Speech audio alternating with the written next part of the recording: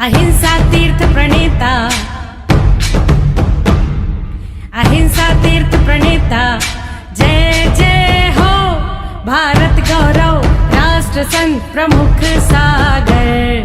स्वर्णिम स्वर्ण जयंती का अवसर ये महान है, मिलकर हम मनाएंगे गुरुवर देश की शान है प्रमुख सागर। जय हो गुरुवर प्रमुख सागर, जय हो गुरुवर।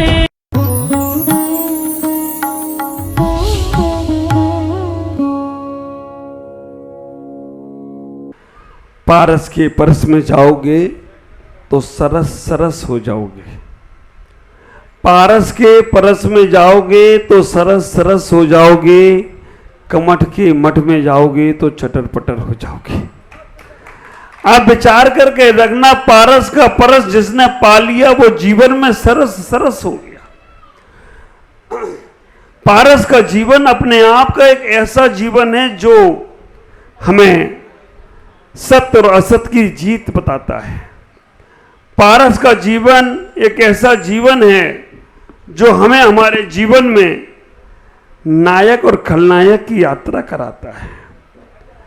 पारस का जीवन एक ऐसा जीवन है जो हमें अच्छे और बुरे की बात बताने का प्रयास करता है।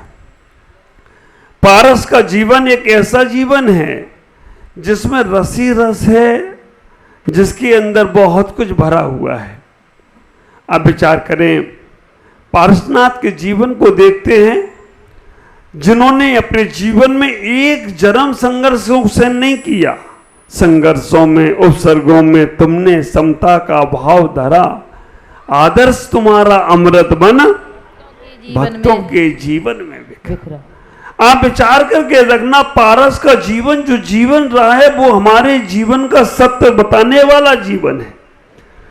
पारसनाथ ने एक भाव में अपने कष्टों को, अपने कर्मों को दूर नहीं किया। पारसनाथ ने 10 जन्म लगे जिनको अपने कर्म काटने के लिए। ऐसा कौन सा कर्म उन्होंने किया था जिसको काटने के लिए 1 जन्म नहीं, 2 जन्म नहीं, 3 जन्म, 4, 5, 6, 7, 8, 9, 10। ये तो हमें मालूम है क्योंकि हमने ग्रंथों में पढ़ रखा है। और कितने अनादि काल से कर्मों को भोग रहे होंगे ये पता नहीं, लेकिन 10 भाव में उनके कर्म कट गए। हमारे कर्म कब कटेंगे ये हमें पता नहीं। आप विचार करना, पारसनाथ के जीवन को देखते हैं, जिनका बैर और किसी से नहीं अपने ही भाई से हो गया। पारसनाथ उसको उस समय भी क्षमा करते रहे जब वो राजा अरविंद की पर्याय में था, और पारसनाथ को राजा ने भेज दिया, जाओ तुम्हें अन्य किसी राज्य में जाना है। उस वक्त उनका भाई मरुविती अपनी बहू के प्रति गलत निगाहों से भर गया, और जब गलत निगाहों से भरा उस वक्त राजा को मालूम पड़ा कि ये अपनी ही बहू के प्रति गलत भावनाओं से भरा हुआ है। सम्राट ने उस को मृत्यु दंड की सजा सुना थी, लेकिन कमठ का वो जीव, मरुभूति का वो जीव, विचार करना, जब पारस कुमार वहां पहुंचे उस पर्याय में, पारस कुमार ने जब वहां पहुंचे, मरुभूति का जीव था पारस कुमार का जीव, और कमठ का जीव वो था। वहां जब पहुंचे तो उन्होंने कहा इसे क्षमा कर दो भगवान, ये मेरा ही भाई है।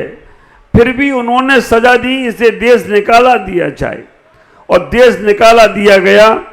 कमठ का वो जीव सन्यासी बन गया।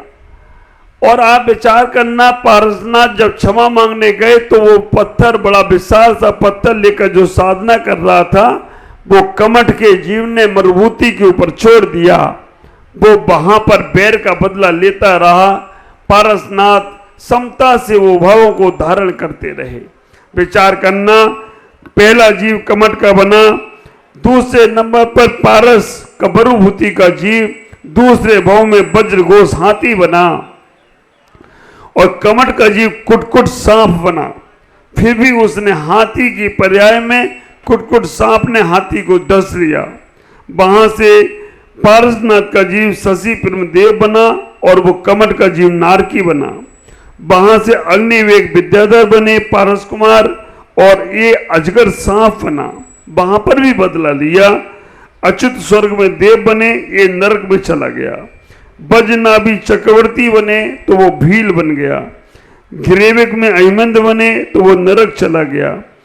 अयोध्या में राजा आनंद बने तो ये शेर का जीव बना, और मुनि बने जब वो तो इन्होंने शेर ने उसे भक्षण किया। आनंद स्वर्ग में इंद्र बने तो वो नरक चला गया। पारस कुमार का जीव बना तो वो महिपाल नाम का तपस्वी बना। आप विचार करके रखना, जब जब वो स्वर्ग गए तब तब उनका जीव नरक में गया, जब जब मध्यलोक में जन्म लिया तो वो त्रियंच की पर्याय में गया। पारस कुमार तापसी की पर्याय में, वो पारस कुमार भ्रमण करने के लिए निकलते हैं, और भ्रमण करने के लिए निकलते हैं, वो तापस एक लकड़ी को काट रहा है। लकड़ी को काटने के साथ साथ जब पारस कुमार ने बोला कि इसके अंदर नाग और नागिन हैं, वो जल रहे हैं। आप सबको मालूम है, नाग और नागिन ने ऐसा ही बोला। वो तपस्वी बोला कि कल का छोकरा मुझे ज्ञान देने आ रहा है। आप विचार करके रखना, कल का छोकरा मुझे ज्ञान देने आ रहा है, अगर इसमें नाग और नागिन नहीं मिले तो क्या करेगा? उसने कहा जो तुम कहोगे वो हम करने को तैयार हैं। पारस कुमार के पास जन्म से ही अवधि ज्ञान था। जब उस लकड़ी को काटा गया तो तड़पते हुए नाग और नागिन निकलते हैं। आप विचार करके रखना, पारस कुमार उन्हें उपदेश देते हैं। कहीं कहीं ऐसा पढ़ने में आता है कि उन्हें नमोकार मंत्र सुनाया है। नमोकार मंत्र तीर्थंकर गृहस्थ अवस्था में नहीं बोलते हैं, क्योंकि वो जब दीक्षा लेते हैं तो भी नमः सिद्धेभ्य बोलते हैं। लेकिन कहीं कहीं आता है कि नमोकार मंत्र भी सुनाया है, उन्होंने उपदेश दिया। आप विचार करना, उपदेश देने से वो तड़पते हुए नाग और नागिन मरण को प्राप्त हुए। मरकर क्या बने? क्या बने? वो देव बने, पद्मावती क्षेत्रपाल बन गए हों तो कोई आश्चर्य की बात नहीं है, क्योंकि मरते समय नमोकार मंत्र अगर कर्ण में पड़ जाता है उसके भव का निस्तार हो जाता है। पारस कुमार जिन्होंने अपने जीवन को संघर्षों के साथ जिया और आगे बढ़ते बढ़ते बढ़ते बढ़ते उन्होंने अपने जीवन को बहुत आनंद से भरकर जिया, लेकिन जैसे ही वो संन्यास लेते हैं, संन्यास के समय पर उनके ऊपर मुनि बनते हैं तो उनके ऊपर उपसर्ग होते हैं। उपसर्ग करने वाला और कोई नहीं, उनका ही वो नाना तपस्वी था। वो कमट का जीव बना और उसने उपसर्ग किया। पारस कुमार सहन करते रहे। ख्याल करो, आप लोग बोलते भी हैं पूजा में आप लोग अक्सर बोला करते हैं, ओले बहुत अधिक बारिश बरसाई। वो उस समय बारिश नहीं देखी हो तो अभी बेलगछिया की बारिश देख लो, कल रात पर बरसाता रहा वो। आप विचार करके रखना, बहुत अधिक बारिश बरसाई, बादल गरजे बिजली गिराई, बहुत अधिक पत्थर बरसाए, स्वामी तन को ना हिलाए। ऐसी समता का भाव जो हमारे अंदर होता है तो हमारा जीवन कल्याण में होता है। पारसनाथ दिखे नहीं, पारसनाथ की साधना अपने आप में बढ़ती चली गई।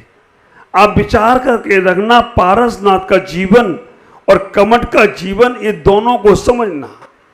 पारसनाथ और कमट नायक और खलनायक की यात्रा है, सत्य और असत्य की यात्रा है, अच्छाई और बुराई की यात्रा है।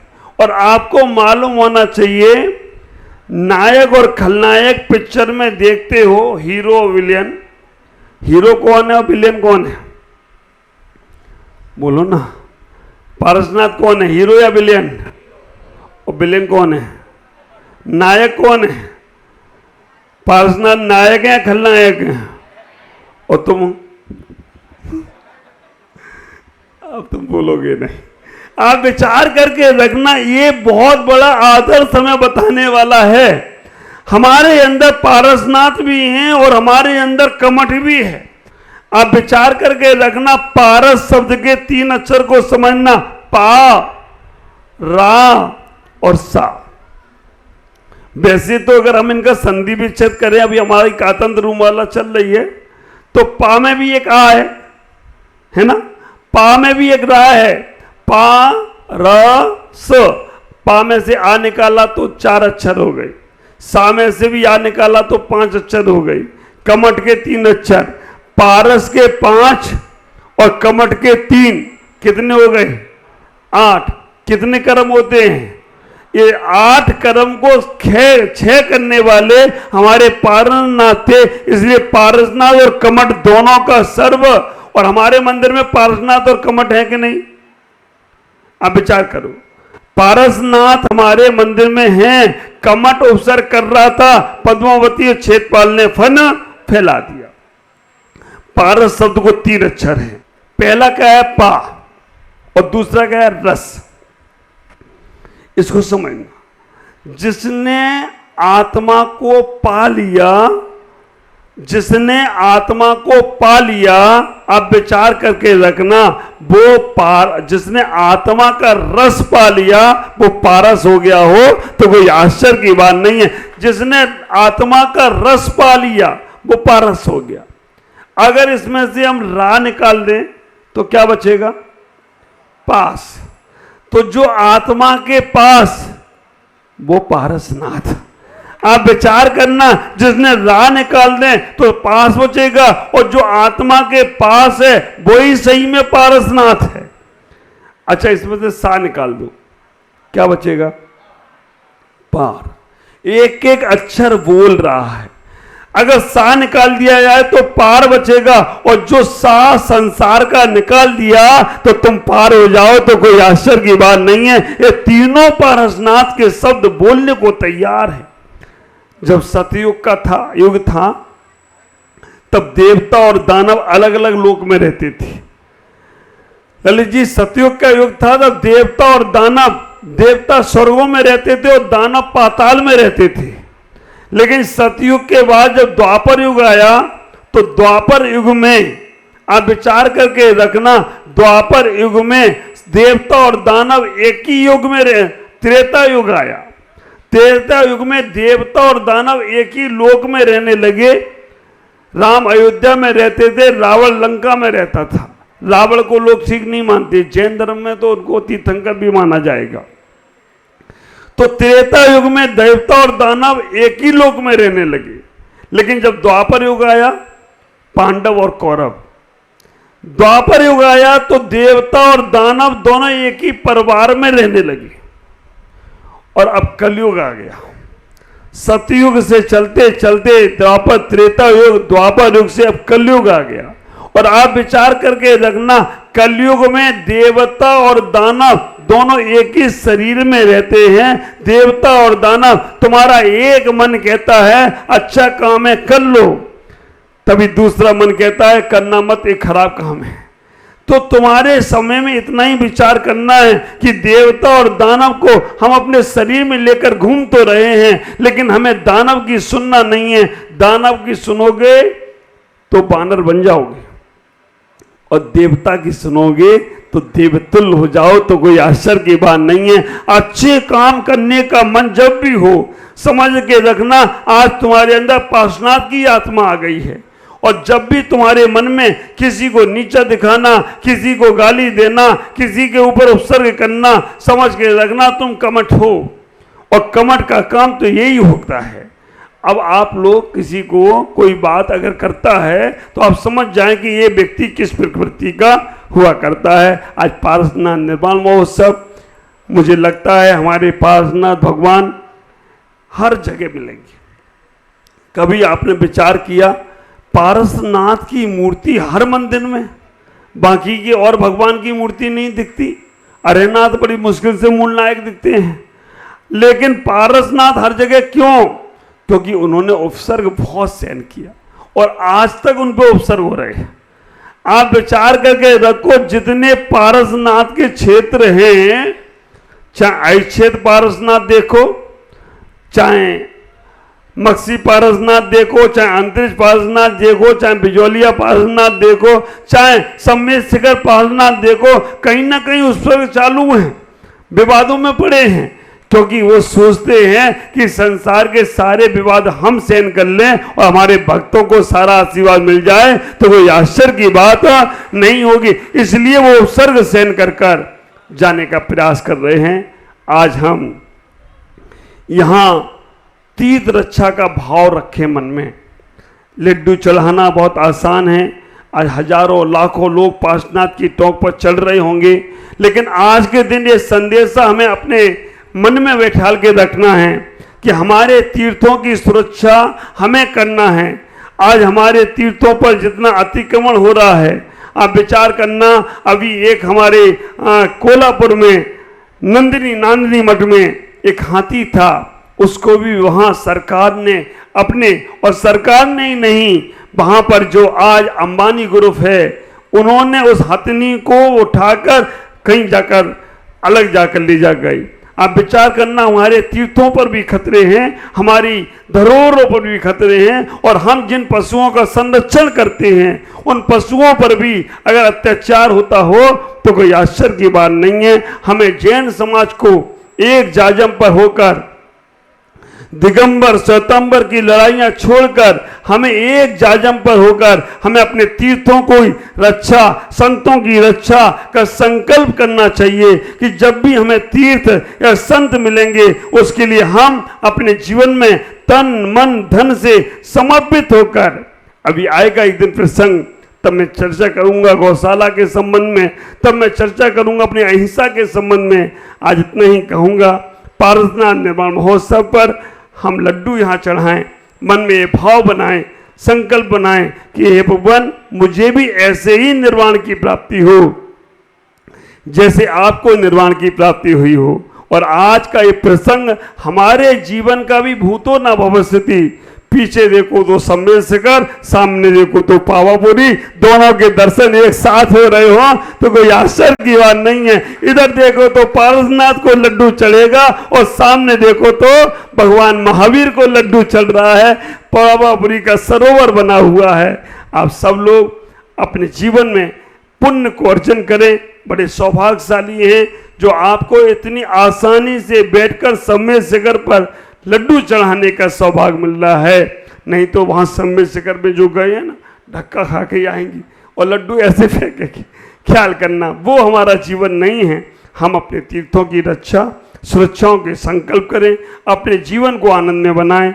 और ये वर्षा योग चातुर्मास, जैसा कि मेरे ललित भाई ने कहा, 2001 में हुआ था पहला मुनि दीक्षा के बाद का चातुर्मास, और इस बार का रजत दीक्षा चातुर्मास हो रहा है। क्या होगा, कैसा जो होगा वो आत्मीय आनंद के साथ होगा।